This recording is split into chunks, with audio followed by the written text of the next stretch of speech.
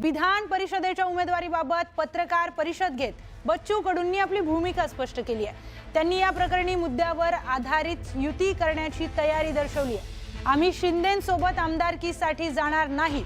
बच्चू कडूंच्या प्रहारची युती मुद्द्यांवर आधारित असेल असं बच्चू कडूंनी स्पष्ट केलंय। दिव्यांगांसाठी आणि शेतमजुरांसाठी शिंदेंसोबत जाण्यास काय हरकत आहे असं देखील कडू म्हणाले। शिवसेना ही आपल्या मातीतली संघटना आहे। शिंदेंचा निरोप आल्यास नक्की चर्चा करू अशी भूमिका कडूंनी स्पष्ट केली आहे। अशी काही चर्चा झाली नाही। कसं आहे, विधान परिषद मला तर हेच माहीत नव्हतं। मी आता हिमालयातून पायी चालून आलो, म्हणजे मी आलो ने हे त्याच्या दुसऱ्या तिसऱ्या दिवशी बातमी चालली एकंदरीत, आणि बातमी चालल्यानंतर मग थोडी एक चर्चा फोनवर आमची सामंत साहेबांसोबत झाली। त्याच्या व्यतिरिक्त काही झालं नाही।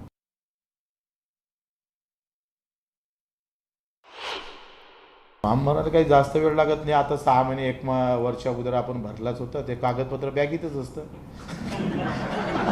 शिंदे साहेबांना आम्हाला विधान परिषद गेलं, आम्ही त्यांचे पाईक म्हणून राहू, मेहनतीनं काम करू, प्रामाणिकपणे लढू, शिवसेना किती वाढवायची आहे तोही प्रयत्न करू, तो विषय नाही आहे।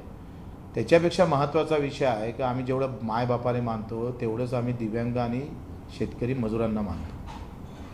म्हणजे आमच्यासाठी ते देवासमान आहे, आणि म्हणून त्यांच्यासाठी जर मोठा संघटन त्या मुद्द्याच्या सोबत उभं राहत असेल पक्ष, तर मग आपण सगळी चर्चेतूनच होईल ना।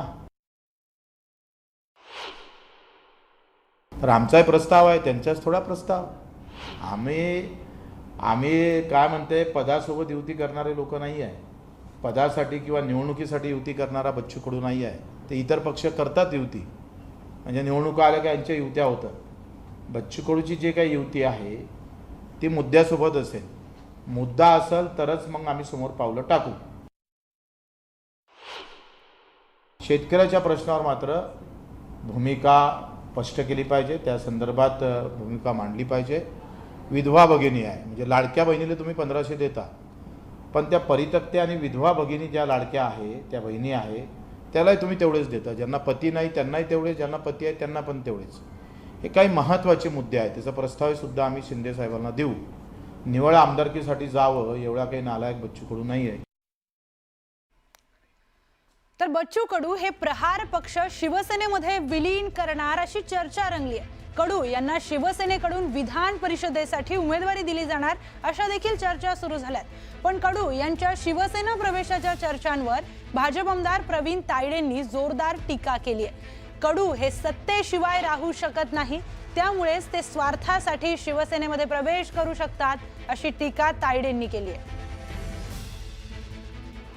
प्रहार जनशक्ती पक्षाचे नेते माजी मंत्री बच्चू कडू हे आज शिवसेना शिंदे गटात प्रवेश करणार असल्याची जोरदार चर्चा आहे। त्यांना शिंदे सेनेकडून विधान परिषदेची ऑफर आहे।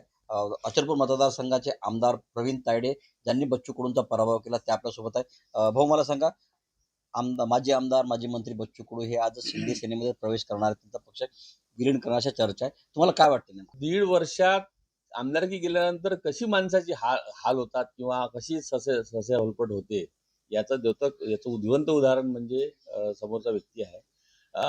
आपण पाहत आहे की 20 वर्ष ते सत्तेत होते, 20 वर्ष ते आमदार होते, जनतेने त्यांना एवढं भरभरून प्रेम दिलंय किंवा मतदान केलंय, तरी त्यांची भूक अजूनही शमत नाही आहे। आणि या 1.5 वर्षात त्यांनी एका मासुडीची जशी पाण्याविना जळफळाट होते तशा प्रकारचा जळफळाट हा होतोय। मी अनेक चॅनलला याच्या आधी सांगितलेलं आहे की हे सगळे आंदोलन थोतांड हे जे आहे हे फक्त आमदारकी मिळवण्यासाठी आहे, आणि कार्यकर्त्यांना पायदळी तुडवून आमदार होणे हे एकमेव ध्येय तेच असल्या कारणाने ते त्यांचं हे सगळी जळफळाट सुरू होती। महाराष्ट्राच्या राजकारणात आपण पाहिलं असेल की कधीच कोण्या माजी आमदाराने एका आमदाराच्या भावाला किंवा कार्यकर्त्याला किंवा पक्षाच्या पदाधिकाऱ्याला किंवा आमदाराला जीवे मारण्याची क्लिप मी बाहेर आलेली आहे का ते सांगा मला।